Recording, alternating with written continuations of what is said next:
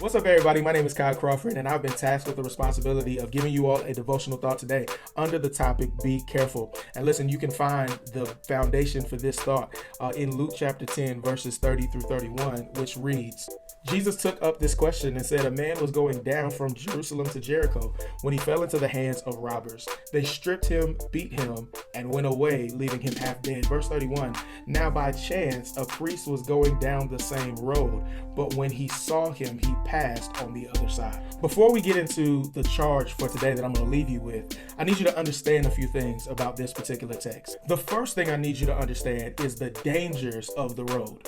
The journey from Jerusalem to Jericho was a dangerous one. It was a 17-mile trek down a rocky and mountainous terrain. It was known as a place where innocent travelers would be targeted, hunted, robbed, brutalized, and often killed. This is the reality of the man who was walking down the road to Jericho. The second thing I need you to know is that Jericho at this time was a popular hub for priests, meaning that if you were a priest, you probably lived in the city of Jericho. Because they were priests, which means they had to work in the temple, which was located in Jerusalem, we can deduce that these priests actually used this road regularly, which means they're accustomed to seeing brutality, injustice, terrorism, and acts of hate. But instead of using their priestly voice to declare that there's injustice happening on the road, instead of gathering the priests and the Levites to ensure that there is safety on the road, peace and justice for those who are targeted along their journey, they simply choose to cross the street to avoid and divorce themselves of any responsibility. The problem in the text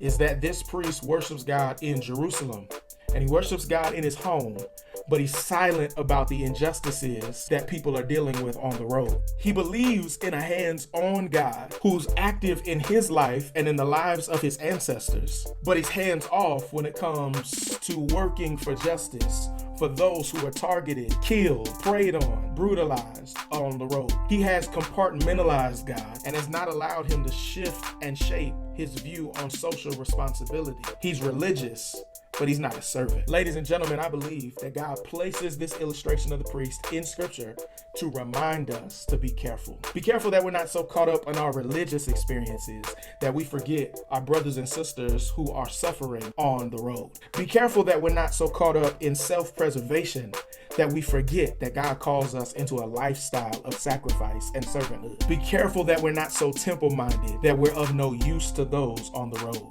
Be careful that our service to God is not confined to a location. And be careful today to be a servant and not cross the street when you see an issue.